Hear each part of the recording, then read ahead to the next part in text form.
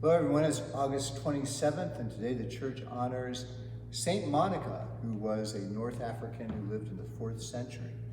And Monica was always caring about her family. She was a devout follower of the Lord, and she wanted all of her family to know Jesus and to follow him.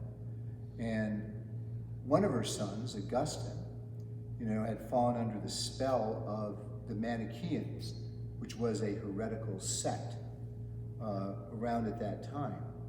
And Monica was always praying for her son Augustine's conversion. Not only was he a Manichaean, but he led a wild life as well.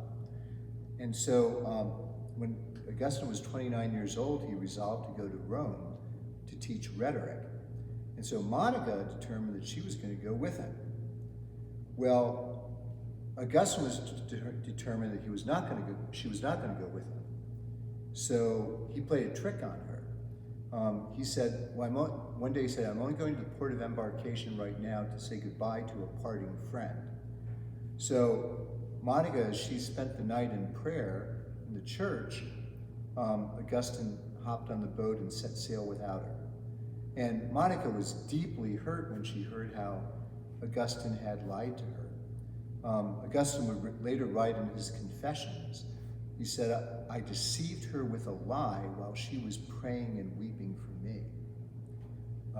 So Monica was really hurt by that, but she was determined to go to Rome anyway and to find her son. But when she'd gotten to Rome, the bird had flown, so to speak.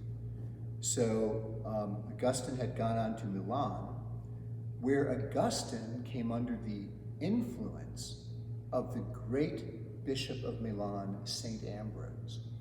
And when Monica finally tracked him down, it was to hear from Augustine's own lips that he was no longer a Manichaean, to her great joy.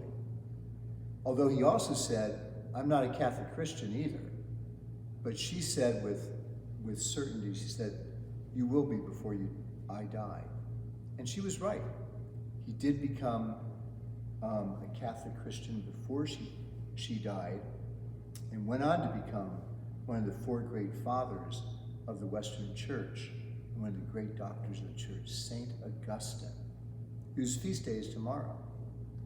So when Monica died at the age of 55, her last words were,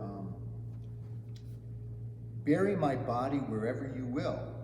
One thing only I ask of you, that you remember me at the altar of the Lord wherever you may be. That's what she said to her sons. And so Monica teaches us 2 things. Number one, how important the prayers of parents and grandparents are for their children and grandchildren, that God be constant and persistent in praying for children that we feel have fallen away from the faith, after St. Monica's guidance and example. But also, too, she said, one thing I only ask of you, that when I die, that you remember me at the altar wherever you may be. And this is why we pray. I mean, it's not why we do, but it just reflects on the fact that we pray for those who have passed on at every Mass. We always remember them in our prayers, and sometimes people request a special intention for a particular loved one to be prayed for at that Mass. So it's really important not only to pray for the living and their conversion, it's also important that we remember those who are loved ones who have died and gone on, so that they may quickly come after purification into transforming union with God. So, I'll see you all in church.